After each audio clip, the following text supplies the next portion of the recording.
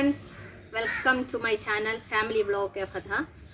അപ്പോൾ കൂട്ടുകാരെ, നിങ്ങളെല്ലാവരും സുഖമായിരിക്കുന്നു എന്ന് കരുതുന്നു. അപ്പോൾ നമ്മുടെ ഇന്നത്തെ എന്താ വീഡിയോ എന്ന് നിങ്ങൾക്ക് എല്ലാവർക്കും മനസ്സിലായി കാണും. ഇതേ ഉണ്ടോ, നമ്മുടെ സുന്ദരികൾ ഇവിടെ പൂത്തു നിൽപ്പുണ്ട്.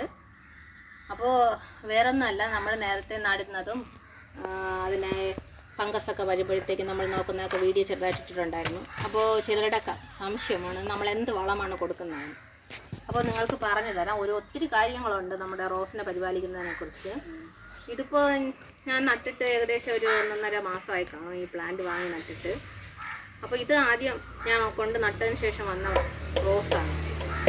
അപ്പോൾ ഇത് ഇങ്ങനെയാണ് റോസിൻ്റെ ഷേപ്പ് എന്ന് പറയുന്നത്. വൈറ്റ് വന്നിട്ട് ലൈറ്റ് ഷെയ്ഡാണ്, നല്ല ഭംഗിയല്ലേ കാണാനായിട്ട്. കണ്ടോ, ഇവർ നല്ല സുന്ദരികളായിരുന്നു.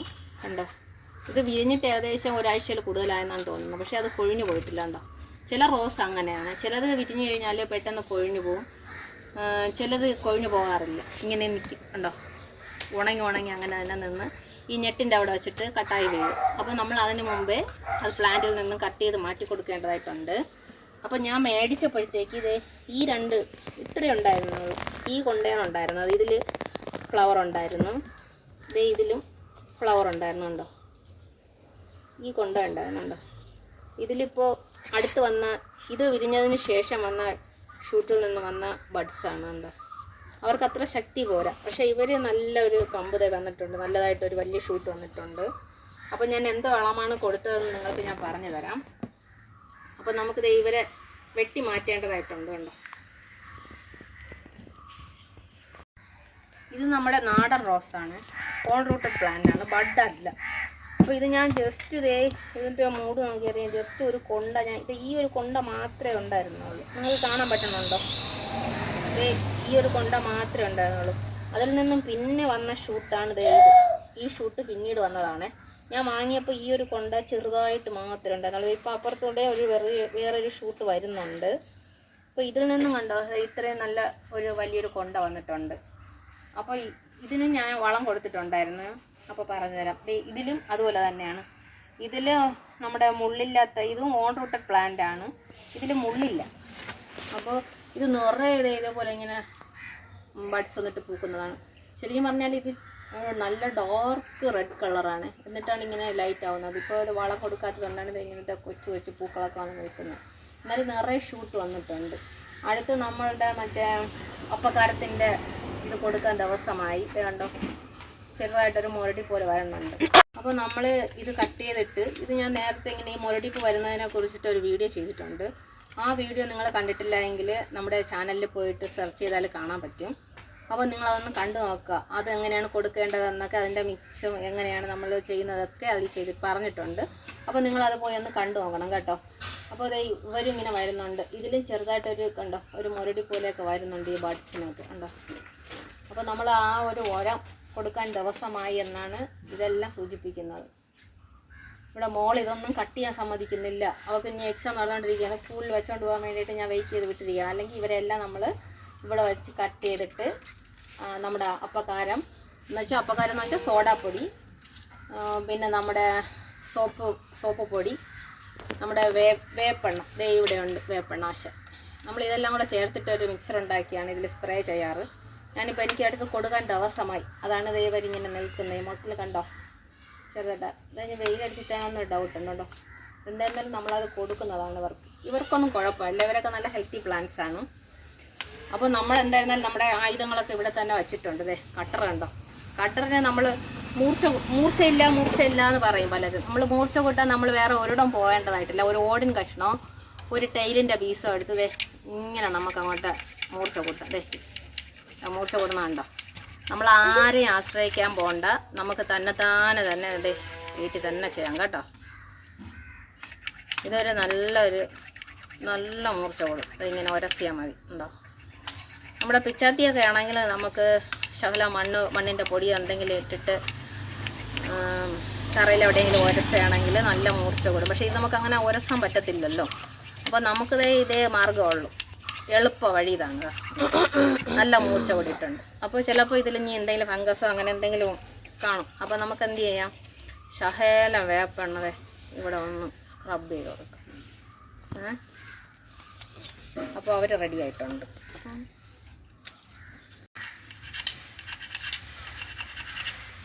ഈർപ്പണ്ണൊരു ശകലം നമുക്ക് തറയിൽ എന്നിട്ട് നമുക്ക് ഈ വേണ്ടാത്ത ഈ ഫ്ലവേഴ്സ് എല്ലാം കട്ട് ചെയ്ത് കളയാൻ.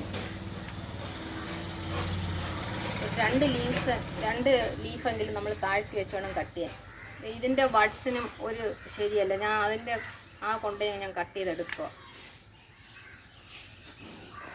നമ്മൾ എത്രത്തോളം പ്രൂൺ ചെയ്ത് വിടുന്നോ അത്രത്തോളം നമുക്ക് ഹെൽത്തി ആയിട്ടുള്ള കൊണ്ടകൾ വരും കേട്ടോ. നമ്മളിപ്പോൾ കട്ട് ചെയ്ത് വിടുമ്പോൾ നമുക്ക് ഭയങ്കര വിഷമായിരിക്കും, അയ്യോ നമ്മുടെ പ്ലാന്റ്സിൻ്റെ കൊണ്ടയെല്ലാം നമ്മൾ കട്ട് ചെയ്തെടുത്തല്ലോ എന്ന്. എൻ്റെ മോളിപ്പോൾ എന്നോട് പിണങ്ങും കേട്ടോ, ഇതെന്തായാലും കട്ട് ചെയ്തെടുക്കണമുണ്ട്. പക്ഷേ നമുക്ക് വേറെ വഴിയില്ല. അപ്പോൾ അവരെന്ത് ചെയ്യും, നല്ല ഹെൽത്തി ആയിട്ട് അടുത്ത് നമ്മൾ നല്ല ഷൂട്ട്സ് അടിപൊളിയായിട്ട് പൊടിച്ച് വരും കേട്ടോ. നല്ല ഹെൽത്തിയോടെ തന്നെ ഞാനിത് ഇവിടെ നല്ലതായിട്ട് ഷൂട്ട് ചെയ്ത് പെട്ടിട്ടുണ്ട്. ഇതെല്ലാം നമുക്ക് ഉണങ്ങി നിൽക്കുന്ന ഒരു വണ്ടി പോയതിൻ്റെ സൗണ്ടാണ് കേട്ടോ, കേൾക്കാൻ പറ്റില്ല അല്ലേ. അപ്പോൾ നമുക്ക് ഈ ഉണങ്ങി നിൽക്കുന്ന കമ്പ് എന്തെങ്കിലുമൊക്കെ ഉണ്ടെങ്കിൽ നമുക്കിത് ഇങ്ങനെ കട്ട് ചെയ്ത് മാറ്റാം. അപ്പോൾ നല്ല മൂർച്ചയുണ്ട് കേട്ടോ എൻ്റെ കത്തിക്ക്. ഇവരെ ആരെയും നമുക്ക് കട്ട് ചെയ്യണ്ട, അവരെല്ലാവരും സുന്ദരികളായിട്ട് അങ്ങനെ നിൽപ്പുണ്ട്. പക്ഷെ നമുക്ക് ഇവരെ കട്ട് ചെയ്ത് മാറ്റണം. അപ്പോൾ ഒരു 1 2 3 ഇവിടെ വെച്ച് ഒന്ന് കട്ട് ചെയ്യണം.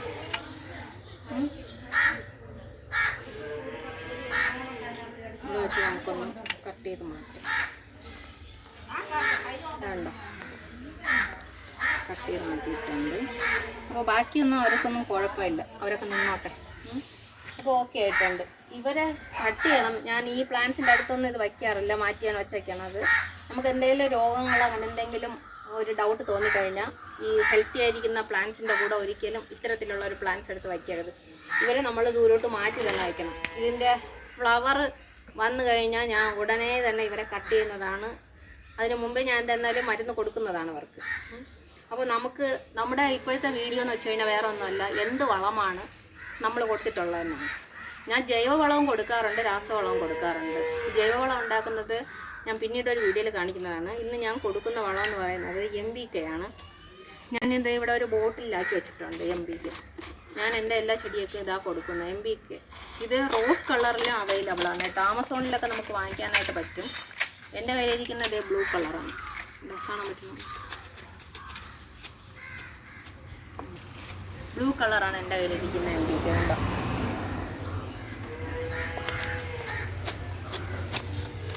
ഇത് നമ്മൾ വെള്ളത്തിലിട്ടാൽ പെട്ടെന്ന് അങ്ങ് അലിഞ്ഞു പോകും. വാട്ടർ സോലുബിളാണ്. അപ്പോൾ വേറെ നല്ലത്. ഇത് എൻ്റെ ഈ തെച്ചിയാണെങ്കിൽ, നമ്മുടെ നാട്ടിലൊക്കെ തെച്ചി എന്നാണ് പറയാറ്. ഇത് നമ്മൾ വീട് വെച്ച സമയത്തേ വാങ്ങിയതാണ്. ഏകദേശം ഒരു 6.5 വർഷമെങ്കിലും ആയിട്ടുണ്ടാവും. ആരും പറഞ്ഞാൽ വിശ്വസിക്കത്തില്ല. കാരണം എന്ന് വെച്ച് കഴിഞ്ഞാൽ ഇത് നല്ല കുറ്റിച്ചെടിയായിട്ട് തന്നെ നിൽപ്പുണ്ട്. എപ്പോഴും ഇതുപോലെ ഫ്ലവർ കാണും ഇതിൽ. നമ്മളെപ്പോഴും ഈ വളം തന്നെയാണ് കൊടുക്കുന്നത്, MBK വളമാണ് കൊടുക്കുന്നത്. ഇതിൻ്റെ ഫ്ലവർ കഴിയുമ്പോഴത്തേക്കും നമ്മൾ കട്ട് ചെയ്ത് വിടാറുണ്ട്. ഇല്ലെങ്കിൽ അവർ തന്നെ അങ്ങ് കൊഴിഞ്ഞു പോകാറുണ്ട്. പുതിയ ലീവ്സ് വന്നിട്ട് നിറയെ ഇതേപോലെ ഇങ്ങനെ ബഡ് വന്ന് നിറയെ പൂക്കളുണ്ടാകുന്നതാണ്. നമ്മൾ പ്രൂൺ ചെയ്ത് വിട്ടാൽ മാത്രം മതി. കട്ട് ചെയ്ത് വിടും തോറും അത്രയും കുറ്റിച്ചെടിയായിട്ട് നിൽക്കും. പുതിയ ലീവ്സ് വരും, നിറയെ ഫ്ലവർ എപ്പോഴും ഉണ്ടാകും. ഓക്കെ, അപ്പോൾ നമുക്ക് എങ്ങനെയാണ് MBK മിക്സ് ചെയ്യുന്നത് നോക്കാൻ പോവാം. അപ്പോൾ ഫ്രണ്ട്സ്, നമ്മളെപ്പോഴായിരുന്നാലും നമ്മൾ വളം കൊടുക്കുന്ന സമയത്ത് നമ്മൾ ഒരു സന്ധ്യ ടൈം എന്ന് വെച്ച് കഴിഞ്ഞാൽ ഒരു 4 മണിക്ക് ശേഷം, അപ്പോൾ നമ്മൾ ഈ വളം എന്ത് വളമാണോ നമ്മൾ കൊടുക്കുന്നത്, അപ്പോൾ ഒരു 4 മണിക്ക് ശേഷം നമ്മൾ വളം കൊടുത്താൽ മതി. പിന്നെ എപ്പോഴും നമ്മൾ നനവ് ശ്രദ്ധിക്കണം. നമ്മൾ വൈകുന്നേര സമയങ്ങളിൽ നനച്ചിട്ട് രാവിലെ നമ്മൾ നനയ്ക്കാൻ നോക്കുമ്പോഴത്തേക്കും നനവുണ്ടാവും കേട്ടോ.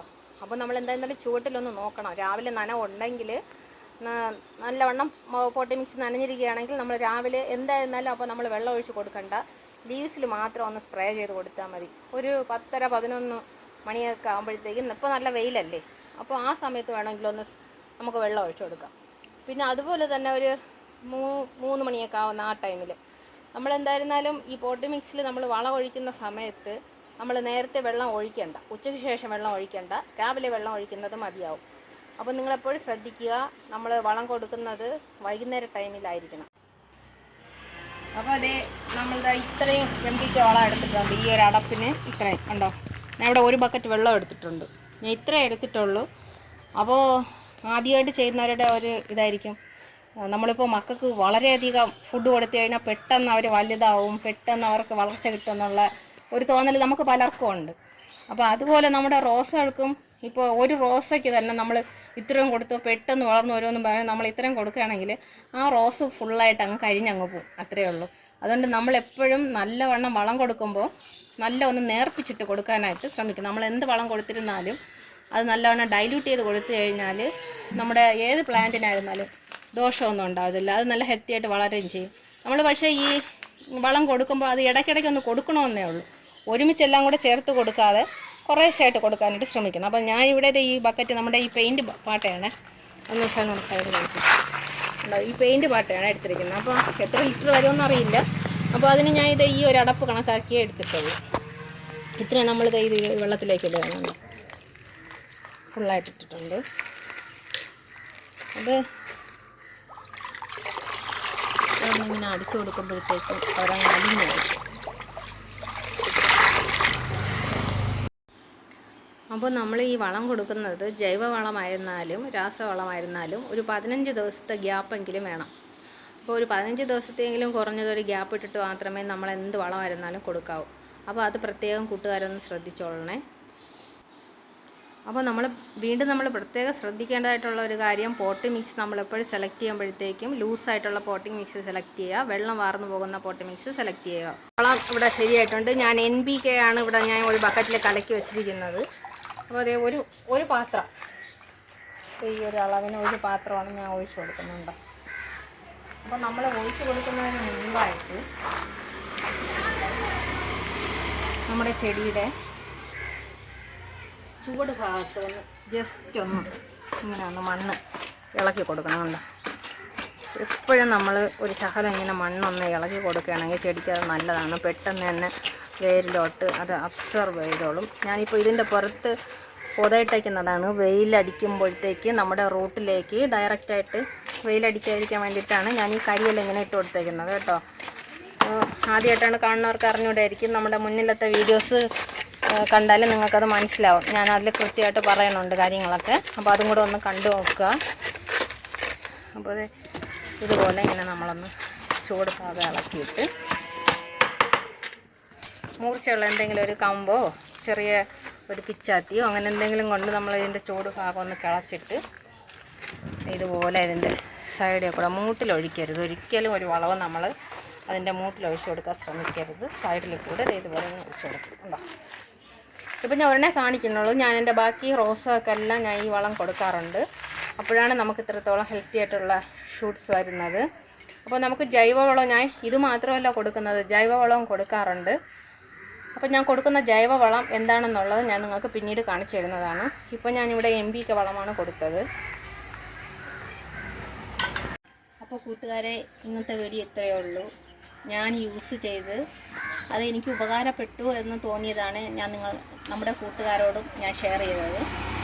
അപ്പോൾ നിങ്ങൾക്ക് ഇഷ്ടമായി എങ്കിൽ, വിശ്വാസമായെങ്കിൽ നിങ്ങളൊന്ന് ട്രൈ ചെയ്ത് നോക്കുക. നമ്മുടെ NPK വളം ആമസോണിൽ വാങ്ങാൻ കിട്ടും, അതുപോലെ നമ്മുടെ ചെടിക്കടകളിലൊക്കെ ചെറിയ പാക്കറ്റ് വാങ്ങാൻ കിട്ടും.